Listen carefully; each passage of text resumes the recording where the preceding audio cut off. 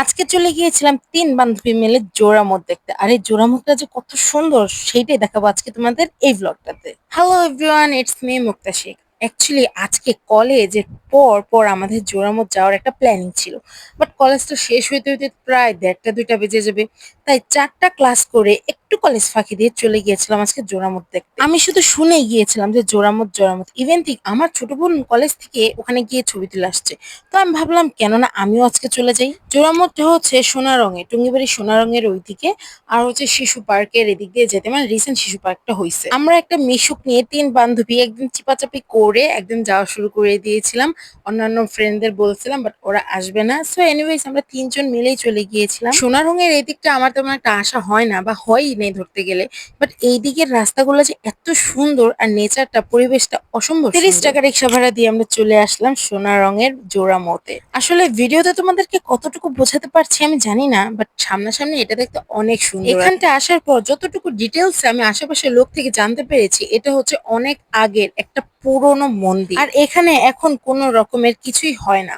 অনেক দিনের পুরনো মন্দির হওয়ায় এখানে মানুষ গুদাম ঘরের মতো বানায় ফেলছে, আমি যতটুকু দেখেছিলাম। আর এটার উপরের স্তরের যে মিনারের মতো করেছে এটা অনেক সুন্দর। আর এই জোড়ামুখের চারোদিকে যে একটা নেচার, একটা কর্নারটা আছে এটা এত সুন্দর। ঠিক তার অপোজিট পাশে একটা বিশাল বড় পুকুর, বসার জন্য একটা সুন্দর প্লেস করে দেওয়া আছে। আমরা ৩টা ফ্রেন্ডস মিলে যেহেতু গিয়েছিলাম, অনেক বাতাস ছিল, গরমের তাপটা খুবই কম লাগতেছিল। যেহেতু পুকুরের পাশে অনেক সুন্দর একটা ভাব আসে, আমার অনেক ভালো লাগছে। আসলে এই সবচেয়ে বড় কথা এই জায়গার পরিবেশটা সুন্দর। এখানে আসার পর জানা গিয়েছে এই যে জোড়ামুখের যে উচ্চতাটা, কেউ বলতেছে ২,৫০০ ফুট, কেউ বলতেছে ২৫০ ফুট।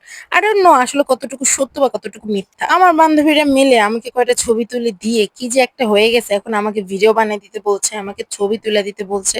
মানে নানা রকম কিছু। ইভেন তো আমরা না কিন্তু অনেকে এসেছি এখানে ব্রাইট সেজে ছবি তোলার জন্য। দেন আমার এই ২ ভন্ড বান্ধবী এবং আমি একটা এই ৩ ভন্ড বান্ধবী আসার ফলে আমার এই ২ ভন্ড বান্ধবীকে আমি ভিডিও বানাই দিচ্ছি। এখানে আসলে অনেকটা মানে অনেক স্বস্তি লাগে। বিশেষ করে এখানের বাতাসটা এত সুন্দর। অনেকে কমেন্টস করবা যে তুমি হিন্দুদের মন্দির দেখতে গেছো। অ্যাকচুয়ালি আমি জানতামই না যে এটা মন্দির।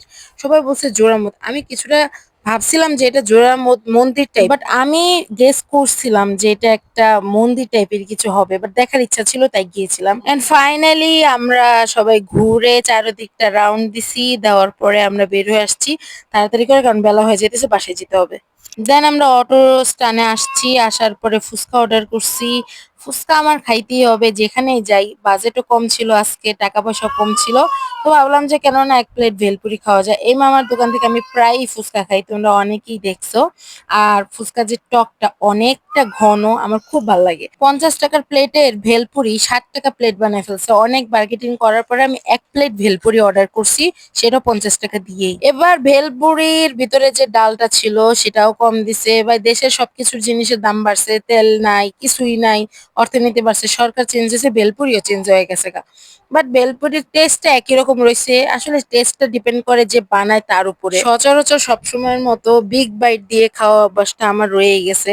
একটা ভেলপুরি অর্ধেক করে ঢং করে খাইতে আমি পারি না। পুরাটা একদম মুখে নিয়ে সেইটা খায় ফেলি। এতে কে কি বলবা না বলবা আই ডোন্ট কেয়ার। আমার এত বেশি দেখার সময় নাই। অলমোস্ট দুপুর ২টা ৩০ এর মতো বাজে গেছে, বাসায় যেতে হবে। আম্মু নাহলে একদম বানাইবো। তো সুন্দর মতো আল্লাহর নাম নিয়ে রেডি হয়ে বের হয়ে গেছি। So thanks for watching, by.